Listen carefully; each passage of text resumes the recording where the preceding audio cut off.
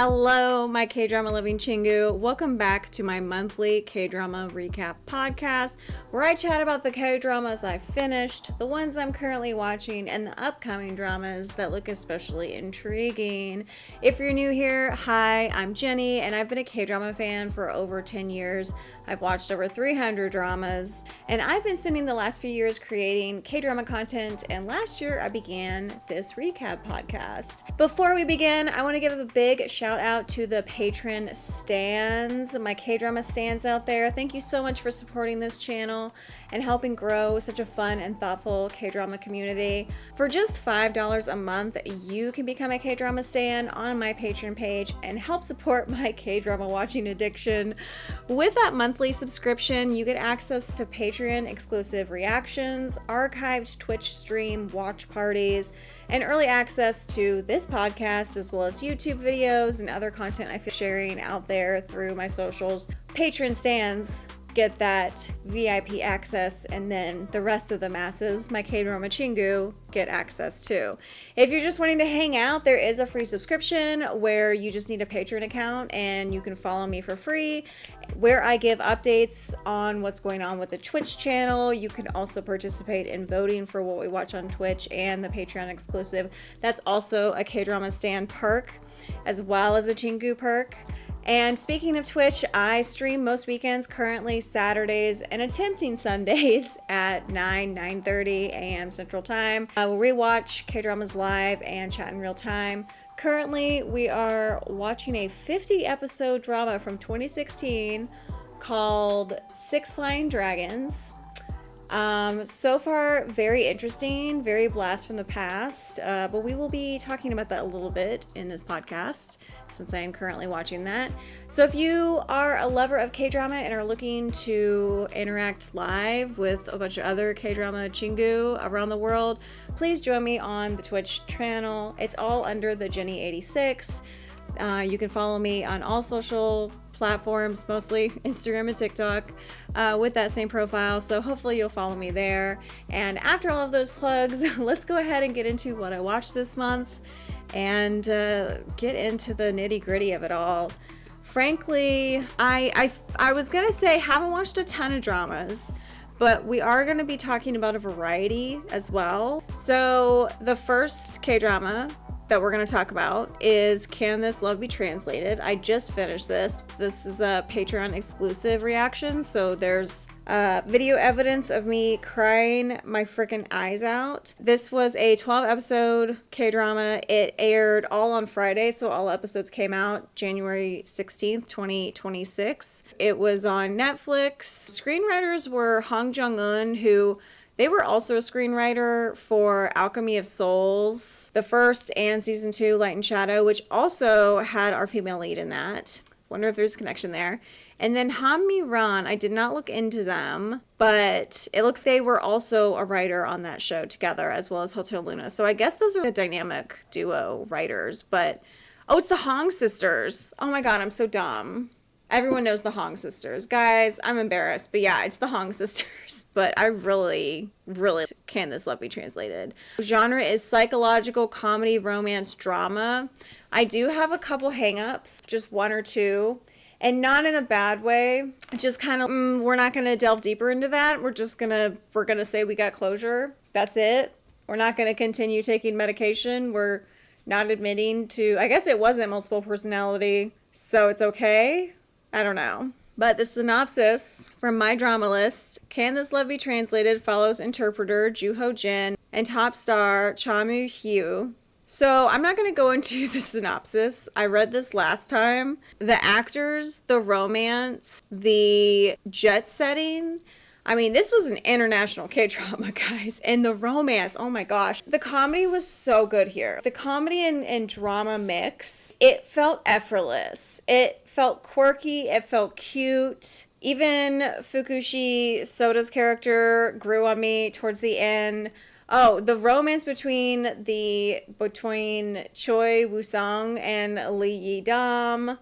All of the happy endings, the closing of the story between the different characters was just so smooth, so well done. One, Go Yoon Jung playing her character, and then her psychosis that we do find out, spoiler alert, is actually her mother. So I just how everything seamlessly kind of came full circle. How Go Yoon Jung, the alter ego, comes out to tell Kim Sun Ho everything. And the way that he just, oh my God, I melted for this character, for Kim Sun Ho's character. Heart melt. Who doesn't want a fucking very smart, well-read, speaks multiple languages, even though very introverted in thought, can be very extroverted, like everybody likes him.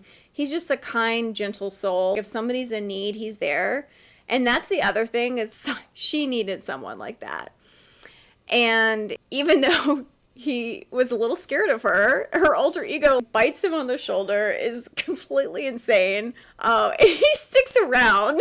But they were so amazing together. Kim Sun Ho, he's a really amazing actor. His characters are always fantastic. I hope he never plays a super scary character. I know he's played a few in The Tyrant. I kind of refuse to watch it for that reason. I probably should. I probably should support him, but he's really just fantastic. And I am really, I'm a fan of Go Yoon Jung. I have been since Alchemy of Souls. Because it's hard to take over another female lead's part. I mean, she is technically playing the same character, just in her original body, but without her memories. And she's beautiful. I think that she's doing a great job. I mean, Resident Playbook, Light Shop. She's just supporting roles. Main role in Moving. I loved her in Moving so much. I'm just an ultimate fan. What was the age gap here, though? Does it say how old she is? Okay, so she's 29. That's not bad. And then Kim Sun Ho, I'm pretty sure he's in his 30s. Gosh, I hope he's not any older than that. I was a little worried about the age gap. Oh, he's 39. We're the same age, me and him. Wow. Okay, well, still, I think it's fine. No, the romance was there. Certain scenes towards the end when everything kind of, comes to light, and we've got those last 2 episodes of a happy ending. Yes, there was a teensy bit of drama. Really some shocking bullshit drama. Go Yoon Jung's family in the drama, absolute trash. And some things are revealed at like the very end. I'm like, are you fucking kidding me with this twist? But that also meant that she could get some closure that she really needs. I think the way that they visually showed her dealing with her childhood trauma, but not understanding fully what she was experiencing and who she was really seeing, I thought that was like really amazing. And like how he just sort of went along with that journey, and that's what kind of healed her. He helped her face some major fears. Like if we're talking about early childhood development and your attachment styles, she is avoidant attachment through and through, and not working on it. She's very avoidant. I think he's a little avoidant too. She's a blabber. He is obviously very introverted and like, I'm gonna take some time before I speak, where she just lets shit fly out of her mouth. And I love that he finally understands. I love the title, Can This Love Be Translated? The whole story about it. I think this was just a perfect romance. Absolutely one of my favorites of the year so far. They've really hit it home with this one. And what would I rate it? Let me know what you thought of the drama in the comments below. I'm actually going to give it a 10. And I said this on the stream. Also, I'm listening to the OST in my headphones. That kind of helps me get into the mode for these podcasts. Sadly, you guys can't hear it. A 10 out of 10 for 2026. The length, everything was absolutely perfect. And also, yeah, Kim Sun Ho, anything he's in, he's been hitting it out of the park. I can't wait to see what Go Yoon Jung is doing. I'm glad that I'm glad that Fukushi Soto was in this too. I really enjoyed it. I loved the secondary characters and their love stories. It was great. It was just really fun. The comedy just had me cackling. I definitely did cry. It got really dangerous because I've been without waterproof mascara until recently. So it really was a tear jerker. But I'm so glad I watched it. Next up was the variety TV show Singles Inferno season 5. Variety shows and especially dating shows just give major cringe for me. It's hard for me to watch scenes sometimes. So I am glad for the presenters. But yeah, the cast this year, really, really great. They brought some crazy people. I mean, I guess that's what you get when you get some English speakers who have been in the US. They just call it out. So there's just a lot of confrontation. Also, this boy, damn, my gosh. Oh, this has the whole lineup. Yes. Okay, so Jae-jin, handsome. I liked him. I also liked that he was a dancer. I thought that was really fantastical. Ju-young, I really thought that was sweet. Loved her dimples. Go-eun, I got it. I got why people were flocking to her. I mean, girl had 3 guys lined up for her at the end of the show. Hyun-woo, I felt bad for him the whole time. He's got no fucking chance. No chance. Sung-il and Mingi, those two, okay, they're so attractive together. And they look so similar to one another. They almost gave brother-sister vibes. But if I'm understanding, because I'm watching the reunion right now too, if I'm understanding correctly, they've stayed together, right? If I understood. The fact that Woo Sung-min kept getting, he got so many Paradise Days. I was like, why? I don't get it. Like, out of all of these guys, I think he is sort of got the more puppy, sweet, natured look to him, the softer look. I can see why that would be attractive. But yeah, he bagged Park Hee-sun. I can't believe that. Or wait, or was it Subin? No, it was Sung-min. No, Sung-min. No, I'm mixing up people. No, Sung-min bagged Kim Go-eun, which everybody was shocked by. And it was Lim Soo-bin who got with Park Hee-sun, who those two stayed together. But they're making things look tense in the reunion episode. Oh yeah, and then also Jae-jin and Yu-young, they got together. Choi Min's Mina-soo, so cracked out. She was out of her mind. She was losing it, and you could see it. And it made for great, really cringy. But that just, I was like, girl, shh, shh, shh. And in the reunion, she spent half of it, like, apologizing for so much. Lee Sung-han, he was very interesting. And then when you got his background, guy is nerdy hot. You could tell that when he was young, he was probably kind of maybe nerdy. And he got hot, though, and super smart. Spoke English really well. Though when he called, I think it was episode 1 or 2, Choi Mina-soo also speaks English. You know, they spent time in the States and whatnot. I think one of the other one. I thought maybe Park Hee-sun did too. I know a few of them spoke English. But there was like, they were having a conversation and he called her bro. And that is one of my biggest icks. My biggest icks when you're trying to ask somebody out, you know, I'm talking to you in a romantic fashion. Don't call me bro. I'm sorry, I might be old fashioned, but we're not bros here, okay? And then he mentions her putting him in the friend zone. You called her bro earlier. What were you expecting? So all the characters I love, Kim Min-ji and her just not having it out, but just these two, and her just being so annoyed with her, I got it. She was me. She was all of us. She was a strong lady. I was very intrigued by her. And I felt so bad for Han Yi-jin and Lee Ha-eun. She was the bravest. She ended up just being, I choose no one, which I was like, bet. And Choi Mina-soo, didn't he get, yeah, he got with Lee Sung-han. I think, yeah, I believe those two got together in the end. Yes. Did they stay together, though? That's what I can't remember. I don't think they did. Maybe they didn't. I don't know. They were kind of their friends. But I am in the middle of the reunion show, so we'll see how that goes. As far as the other single Inferno dramas, what did I rate those? I'm going to have to go through all the S's to find them. Okay. Singles Inferno 1, I didn't rate. What would I rate Singles Inferno? Who was in this cast? Oh my gosh. Wow. Blast from the Past. Okay, I remember Song Ji-ah. She was crazy. Didn't she? I think she only had 2 boys after her. I think 2 of them had 2 guys interested in her. I'm going to give it like a 7 because it was like the first season, but it's still, I remember being very cringe. I obviously kept watching. And then 2, yeah, I gave an 8.5. Who's in that cast? I want to make sure I stand by that. Oh yeah, I stand by that. Kim Jin Young, he's now one of the cast members, the group of actors and whatnot that they have, just kind of experience it and sharing their thoughts.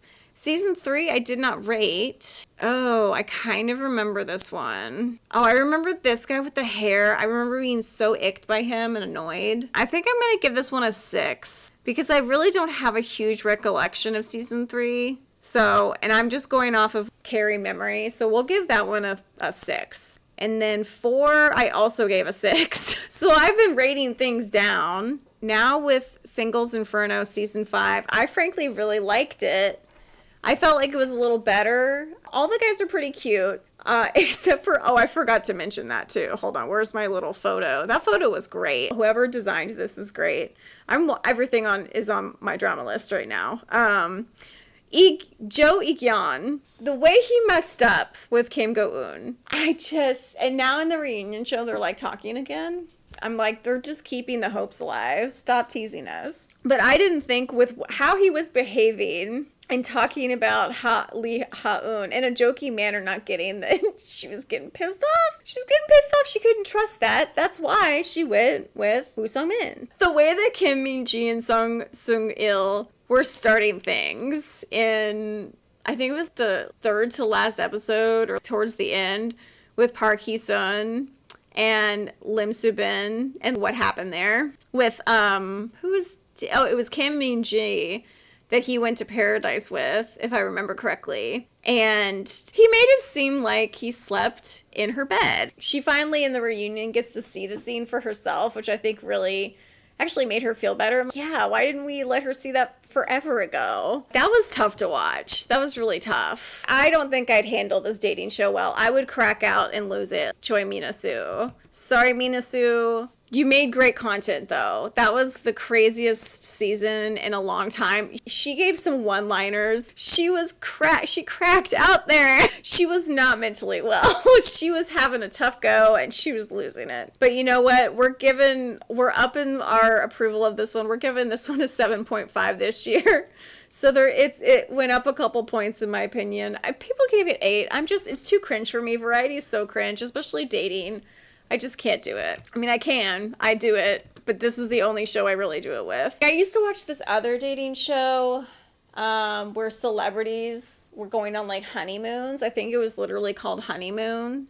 I know OK Taecyeon was in an episode of it. Oh, never mind. I can't find it right now. And then the third K-drama I finished was Spring Fever. Spring Fever follows Yun Bum, who, after enduring emotional turmoil in Seoul, moves to the small town of Sinsu to begin anew as an exchange teacher. Initially detached and cold toward everything, she gradually opens her heart after meeting Sung Jae-gyu. Sung Jae-gyu is a key figure who stirs up the village with his outrageous antics. He is also the CEO of JK Power Energy and the uncle of Son Han-gyul, a student at Sinsu High. Despite his large build and rough first impression, reminiscent of a back alley tough guy, Jae-gyu is someone full of unexpected charm, unwavering devotion, and a deep consideration for others. So this was 12 episodes. This was a Amazon Prime. This was just a relatively cute, very quirky drama. Almost quirky to the level of Pump Up My Healthy Love. Pump Up the Healthy Love? Hold up. I think it was Pump Up the Healthy. Pump Up the Healthy Love. Yeah, sorry. Pump Up the Healthy Love. I thought this was going to be to that level of quirky. Thank goodness it wasn't, but it started off real cringe quirky. This had Ah Bo-yeon in it, Lee Ju-bin, Chae Se-won, Cho Jun-young, who I had just watched in Spirit Fingers, Lee Jae-in, Na Young-hee, where'd it go? There it goes. Jo Sung-yin, both their photos are really outdated. They need an update. Lee Ju-bin, she looked familiar to me, but I was like, what have I seen her in? I think I guess she was the main role in Queen of Tears. She played Chon Dae-hee. Oh, she was our Himbo brother's wife. I recall her now. Okay, I remember her now. And a supporting role in Love and Contract. Don't remember a ton. And then, yeah, she was in Money Heist, the Joint Economic Area. Did I ever finish that. I don't even think I made it to part 2. I think I only did part 1, which I think I did a reaction to. Oops. Yeah, so she's got quite the list. So she's still kind of new to me, but I think her character was fine. I think the romance was there. It got really cute at the end. There's also an adorable doggy. So small that is also part of some misunderstandings regarding Aboyan. Aboyan's character and his accent and his clothes. I had a few issues with his wardrobe. Till they, he started changing it up and getting in the suits and whatnot. But his accent, he did such a good job with that accent. And frankly, his comedic timing and comedy and character was really fun. He did a really good job with it. I will say there were moments where I really felt he was going over the top. But I think that maybe he needed to be that way to really crack open Lee Ju-bin. Chae Si-won, who I could not tell if he was supposed to be a third love interest or what was going on with that. I think it was more like his history with Aboyan. It seemed like more frenemies, but he really wanted friends to lovers, because towards the end of the drama, I think it's in the final episode or maybe second to final, she's gone back to Seoul. They're together still technically, but they're long distance at this time. Chae Si-won, they've buried the hatchet. And he's sleeping over, trying to snuggle him. They're just passed out from drinking. And it seems like that's been his most recent ritual, is just coming over and sleeping over. So I'm like, maybe guy was just trying to get to Aboyan. It went directions that I really was not expecting it to go. I really didn't know what to expect from it. I just kind of went into it. I did Aboyan did play, again, another physically strong, muscly character. I also really loved his backstory involving his nephew and how he raised his nephew. Oh, that was just, we love a good hot uncle, just taking care of his family and community. And then when we find out more about his backstory, oh, so sad. But so great to see him thrive from that, but still hold that guilt. And what's really interesting is I'm now thinking on to the K-drama Six Flying Dragons that we're watching on Twitch. And he kind of gives the same vibe as one of the characters on that one, or a way that he was described of. He does all this good, not really in war, but he does all this good and cares for the people because he just carries around such personal guilt. And it's sort of as maybe, he is a naturally kind person, but it's also a way to pay back for what he feels he did. So yeah, I do feel like they kind of rushed that. We knew that there was something going on with his family. It was sad to find out what it was. And then seeing how it all went down, that was absolutely terrible. I had no remorse. I didn't think he should either. But yeah, and I think that the romance between them were really cute. They looked really good together. Again, great comedy. The supporting roles, Cho Jun-young and Lee Jae-in. Cho Jun-young, I think, was a little better in Spirit Fingers. His character was just kind of your average high schooler navigating through life and kind of getting in the way and causing reasons for our two main leads to have to get together and deal with things. So it was pretty cute. I enjoyed it. What would I rate it? It wasn't the most amazing thing, but I wouldn't call it an absolute dud. But I frankly I think I'll give it a 6.5. I wasn't rushing home to watch it. I think it was maybe the acting. I think maybe his accent was a little too much for me. But I did enjoy it. It was a very fluffy K-drama, which if you're just looking for something to kind of calm your soul and spirit, Spring Fever might be one to check out. And did I mention it was 12 episodes? It aired January 5th to February 10th of 2026. And it aired on Monday and Tuesday. And I watched this on Prime Video. I know I mentioned that earlier, but just adding it towards the end. All right. And then those were the dramas completed in February. Kind of slow, but kind of not. After it did not win the vote for Patreon exclusive, I did start watching No Tale to Tell. This is a 12-episode K-drama. It aired January 6th to February 28th. Or it's still airing, actually. I need to catch up. It airs Friday and Saturday, and it's on Netflix. And the synopsis is Eun-ho is a cynical nine-tailed fox who grants wishes for a living and is determined never to become human. She is from Myeohangsan Mountain, having spent centuries cultivating herself to become human until she decides she doesn't want to be. But when a sudden accident involving Kang Si-yul, a narcissistic yet warm-hearted soccer player, turns her into an ordinary human, one wish gone wrong sparks a magical, chaotic romance neither of them ever asked for. Love was never part of the plan. Si-yul is the central striker for Thames FC. He is a divisive talent, ill-suited to team play, yet so dominant he can carry even a relegation-bound club to a title. His life is stripped of glamour and defined by routine. That balance is disrupted when a mysterious business card, once given to him by Eun-ho, resurfaces 9 years later. Thrown together by fate and a wish gone sideways, Eun-ho and Si-yul tumble into a push-and-pull love-hate relationship filled with snappy one-liners, chaotic misunderstandings, and the kind of sparks that swear they don't feel. As the supernatural collides with the real-life emotions, the two discover that the hardest rules to follow are the ones their hearts keep breaking. Choosing a carefully balanced life over humanity, Eun-ho's orderly existence begins to unravel when she crosses paths with Si-yul. I am watching this for Kim Hee-yoon. I love her, so gotta support her in this. I like her feisty little nine-tailed attitude. I'm liking her character so far. Lamin, I know I've seen him in things. All of Us Are Dead. Revenge of Others, I definitely remember him from that. And yeah, I don't know about him so far. I like their relationship. I do like his character just kind of taking care of her when she becomes human, because spoiler alert, she becomes human. Also, we have the support role of Lee Si-woo. Her character coming in, so adorable. I love her character in this. I do really enjoy her. She's cute. So far, the story is okay. I don't have any major complaints. I do like the length of it. I'm kind of like, all right, it's not dragging too much. It feels very cartoony at certain points. The fact that she can't go home because she has this big house and exuberant wealth, but once she turns human, she can't go there because it's actually in North Korea. I can't remember if she moves in with him. Yeah, I think she moves in with him.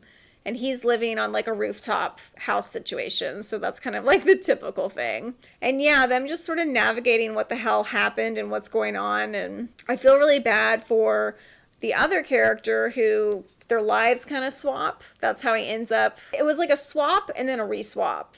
After I'm going to save your life and after just a lot of other shit went down. It's an interesting take on the Nine-Tailed Fox lore. I don't remember really experiencing one where they gave wishes. I don't know a lot about the Nine-Tailed Fox. I might need to do some more research. But I like it. I think she is quirky, fun. She, of course, spends all his money when she's human because, like, she's got a look. She's got a style that, just give me the money. I don't know if she's going to end up staying human or if she gets the option to go back as a nine-tailed fox. But I'm at the point where they've kind of figured out how to build Lee Si-woo's character's mana or whatever you want to call it up, because Lee Si-woo plays an 8-tailed fox. So they're trying to get her to 9-tail status, and then they have a whole other plan in play. But more to come on No Tale to Tell, but I am currently watching that. And like I mentioned, I'm also watching Six Flying Dragons live on Twitch.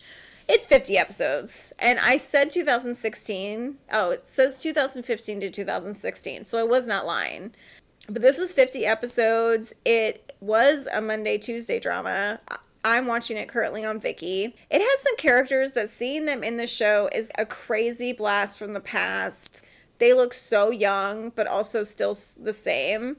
So that has been really fun. And Six Flying Dragons is a fictional historical drama about the ambition, rise, and fall of real fictional characters based around Yi Bang-won.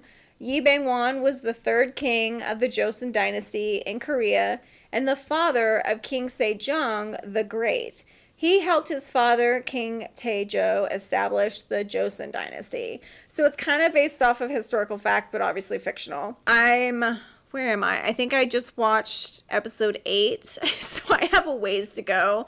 We're trying to do Saturday, Sunday airings, but with the current life work schedule, it's a little hard to do, but I'm trying my hardest, because if not, I will be watching this for 6 months. This is all we will be watching this year on Twitch, basically. And that's okay, though, because that's what everybody voted to watch.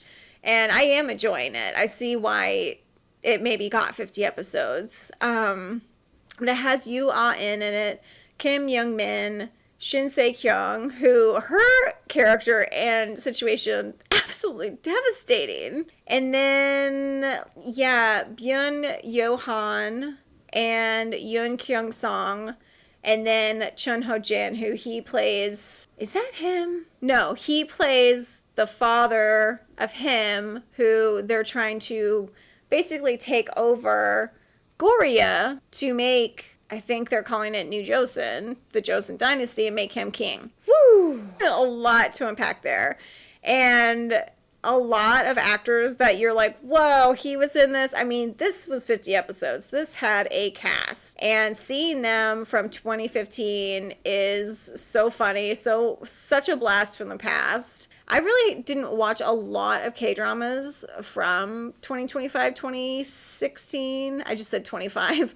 2015 to 2016. Let me see how many I watched, if I've ever watched them. I have a lot of 2016 dramas. I have 5 from 2015. And oh yeah, 2014 was my stride. This was where I really started to really get into K-dramas. Oh wow, I don't know if I watched it in 2007, but yeah, I've watched a couple 09-10s. Blast from the Past, I am enjoying that. It's got a very interesting mix of comedy in it, like comedy that I'm like, I feel like we shouldn't be making this so funny, and then just the most intense moments where they've got the full orchestra playing in the background. It's da da da da da da da da da da, just, you know, operatic, symphonic, just dramatic music. If you're thinking of the soap opera stare, do you know what I'm talking about? They give the soap opera stares hard in this K-drama so far. I don't know if I necessarily love or hate it. I am loving just kind of goofing and gaffing on it. But I am also enjoying the story and the political intrigue. God, I don't know how far, what we're going to see within 50 episodes of a K-drama. I'm also interested in what that's going to be like. This might be one of the longer K-dramas I've watched. I think The Secret Life of My Secretary was probably one of the longer ones that I've seen too. That was 32 episodes. And yes, C-dramas are 50 episodes, but they're also like usually 40 minutes long, whereas these are 60-minute long episodes. Curious to see how everything there is going to unfold. I am enjoying it. Thank you to the K-drama stans in Chingu for voting on that for the stream. And I hope you guys are enjoying either watching it with me live or on the archives. But that is all of the K-dramas that I finished in February. Let me know if you watched any of these K-dramas in the comments below, what you thought of them. I'd love to hear your thoughts on it. And thank you again to the K-drama stans on the Patreon for your support. It means the world to me. You guys help support this channel, and you're the best. So until next time, thanks so much for staying to the end. To my goodbyes, and I'll see you in the next video. Bye.